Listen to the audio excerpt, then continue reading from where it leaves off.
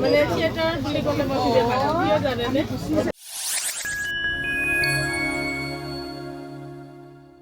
দিছেনে জবা ফুল আৰু এই জবা ফুলটো মই এনেকৈ ফালি ফালি লৈছোঁ আৰু ইয়াৰ ভিতৰত এইডাল আছে নহয় এই ৰেণু বুলি কয় এইডাল ওলাই পেলাব লাগিব আৰু এইখিনি পাহি এনেকৈ মই এৰুৱাই লৈছোঁ আৰু এৰুৱাই লৈ মই এইখিনি ৰ'দত দিম আৰু ধুনীয়াকৈ শুকাব লাগিব আপোনালোকে পানীৰে অকণমান ধুই ল'ব পাৰে কিন্তু পচি যাব পাৰে সেইকাৰণে অকণমান ছটিয়াইহে দিব আৰু এইখিনি দেখিছে আপোনালোকে মোৰ ৰঙা জবা মই শুকাই লৈছোঁ আপোনালোকক চিঙোতে দেখুৱাইছিলোঁ আৰু শুকাই গৈছে দেখিছেনে আৰু এইয়া হৈছে অলপ পানী লৈছোঁ আৰু ইয়াত মই গাখীৰ দিম এয়া গাখীৰ দিলোঁ আৰু গাখীৰখিনি ভালদৰে গৰম হওক তাৰপিছত মই এই ভাতখিনি ইয়াতে মই দি দিম মই ইয়াত এচামুচ চেনি দিছোঁ চেনি নিদিলে তাৰমানে অকণমান খাবৰ কাৰণে বেয়া লাগিব সেইকাৰণে অকণমান চেনি দি দিলোঁ দিছে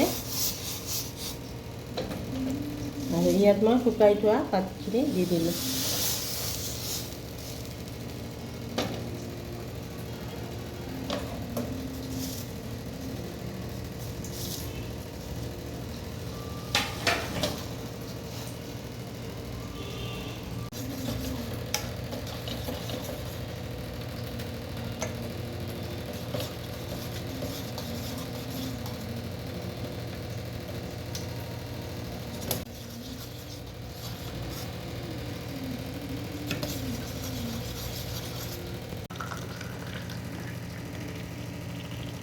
এয়া দেখিলেনে আপোনালোকে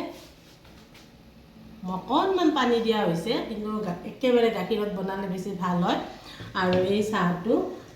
খোৱাৰ কাৰণেও উপযোগী যিহেতুকে আৰু আমিতো এইবিলাক নাখাওঁ ফুলবোৰ সৰি যায় মই গছত মানে বেলেগৰ পৰা অকণমান আনি শুকাই চাইছিলোঁ আৰু টেষ্ট কৰিলোঁ বুলি ভাবি আপোনালোকক বনাই দেখালোঁ আৰু অকণমান মই খাই চাওঁ ৰ'ব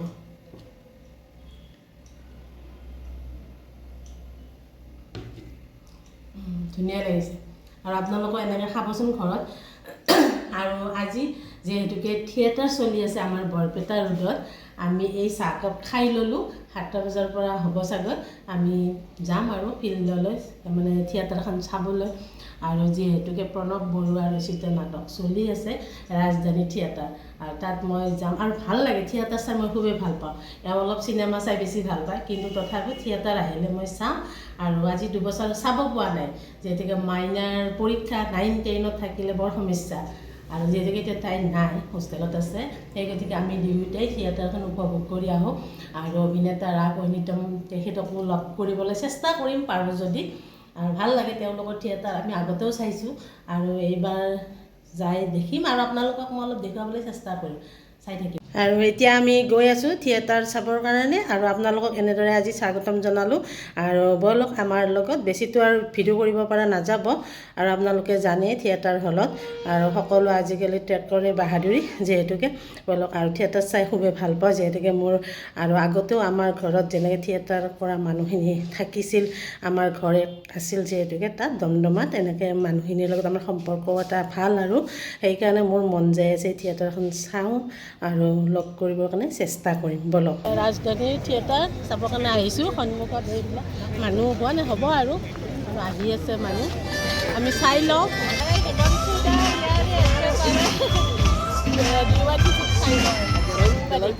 থিয়েটাৰখনৰ হেৰিটো দিছে মই লাইক কৰিছোঁ দেই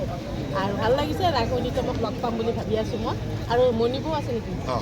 বেহাৰবাৰী আউটপোষ্টৰ মণিবৌ আছে আৰু এই তাইৰ নামটো কি আছে মই অলপ পাহৰিলোঁ তেওঁ পাহৰিছোঁ চাম বাৰু চাই কম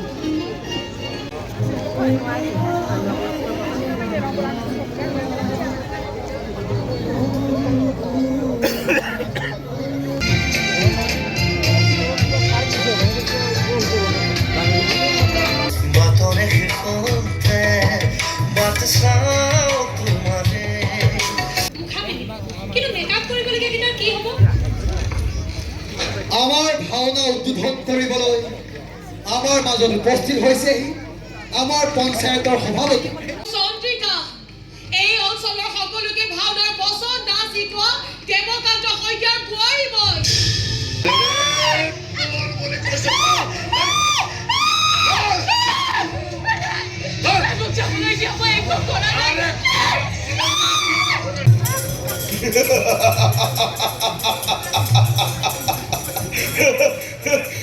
মাখৰ মই অসম্ভৱ মোৰ মৃত্যু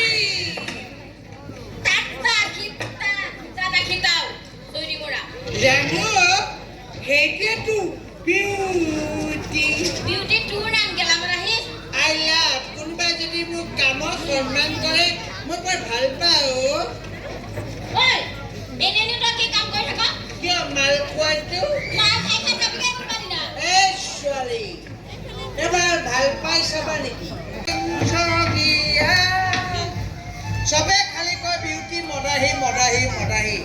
কিন্তু বিউটি কিয় মদাহী সেইটো কোনো নুসুধে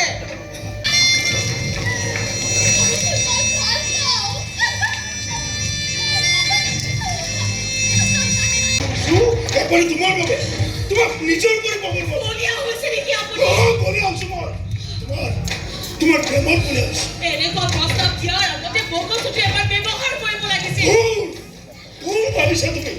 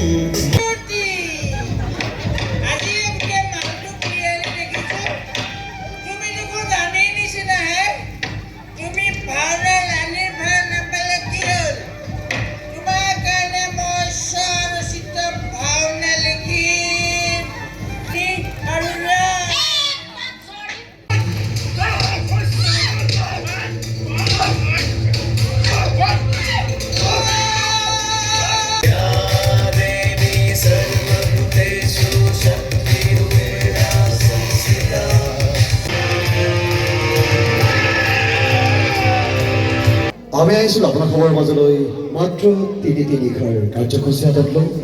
আজি আপোনাৰ সময়ৰ মাজত আমাৰ এয়া দ্বিতীয় নিশা তৃতীয় তথা বিদায় নিশাত মঞ্চস্থ হ'বলগীয়া নাট সম্পৰ্কীয় ঘোষণা গীতিৰ মাজেৰে তেখেতক আমি শ্ৰদ্ধাঞ্জলি জনাবলৈ আগবাঢ়িছোঁ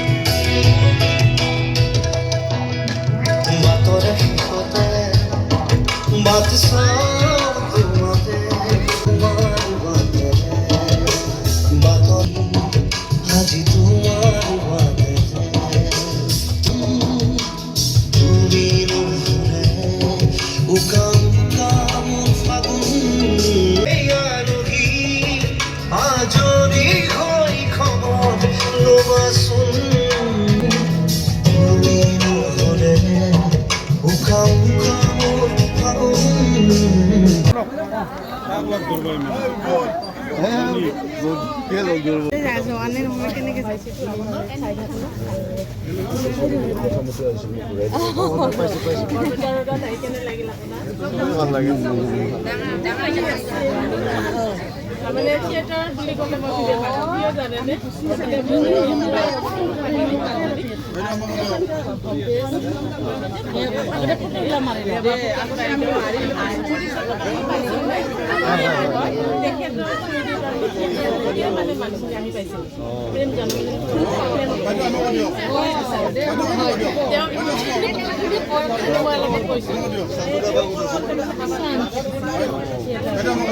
সেইকাৰণে তাৰমানে মই